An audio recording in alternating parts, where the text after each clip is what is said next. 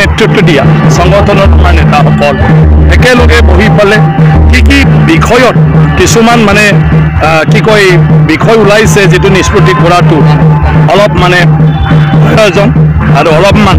তাৰ কাৰণে অকণমান কি কয় এৰা ধৰা কৰিব লাগে সেইবিলাক ফাইন আউট কৰিব লাগে আৰু এইবিলাক সময়মতে কৰি গৈ থাকিলে সোনকালে সব সমস্যাৰ সমাধান হ'ব পাৰে যেটো আদিবাসী শান্তি চুক্তি ইয়াত চৰকাৰে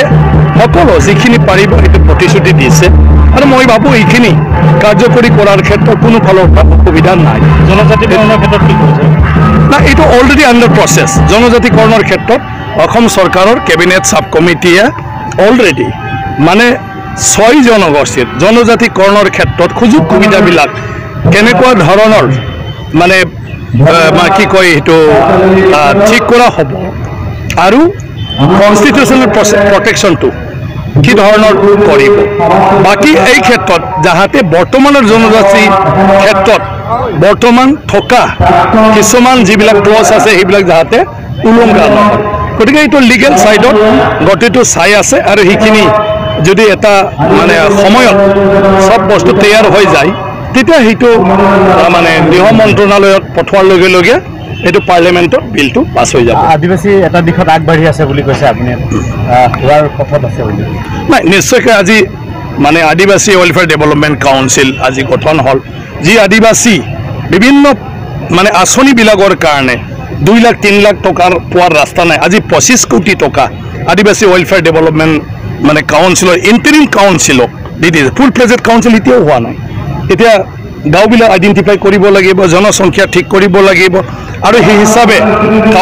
পৰিষদৰ সদস্যৰ সংখ্যা বাঢ়িব কাম কাজ বাঢ়িব তেতিয়া আৰু বাঢ়ি যাব পুঁজিটো কিন্তু 25 কোটি টকাই দি আজি আদিবাসী কাউন্সিলখনে আৰম্ভ কৰিব পাৰিছে কাম কাজ আৰু কিছু কাম কৰণীয় আছে এইটো কাউন্সিলে এতিয়া কৰ্তৃত্ব পালে এইটো অফিচিয়েল হৈ গ'ল চৰকাৰে সেইটো নটিফাই কৰি দি দিছে আৰু তেওঁলোকে আদিবাসীৰ যিকোনো মানে সমস্যাৰ লগতে আদিবাসীৰ প্ৰয়োজনীয়তা থকা যিকোনো বিষয় আঁচনি তেওঁলোকে প্ৰস্তাৱ দিব পাৰে প্ৰপ'জাল দিব পাৰে আৰু সেইমতে চৰকাৰে ইয়াৰ ওপৰত বিহিত ব্যৱস্থা ল'ব জনজাতিকৰণ হোৱাটো প্ৰায় নিশ্চিত না এটাতো অলৰেডি আণ্ডাৰ প্ৰচেছ তো নিশ্চিত হ'ব লাগে কাৰণ আদিবাসী ক্ৰাইটেৰিয়াৰ ক্ষেত্ৰত কোনো ফুলফিল কৰিবলগীয়া নাই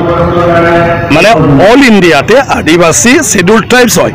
আৰু শ্বেডিউল ট্ৰাইবছ হোৱাৰ কাৰণে যিখিনি ক্ৰাইটেৰিয়া সেইটো আদিবাসীখিনি অলৰেডি সব ফুলফিল গতিকে এতিয়া হৈছে কি নতুনকৈ জনজাতিসকলৰ সুযোগ সুবিধাটোৰ এটা মানে মেকানিজম উলিয়াব লাগে যে কিমান জনসংখ্যা কিমান ৰিজাৰ্ভেশ্যন আৰু কেনেকৈ দিব পাৰিব বাকি মানুহখিনিৰ প্ৰটেকশ্যন মানে সেইবিলাকো ৰাখিব লাগিব গতিকে সেইবিলাকৰ কামটো এতিয়া চলি আছে অকল এটা জনগোষ্ঠী নহয় 6 জনগোষ্ঠী গতিকে মই ভাবোঁ নিশ্চয়কৈ অসম চৰকাৰে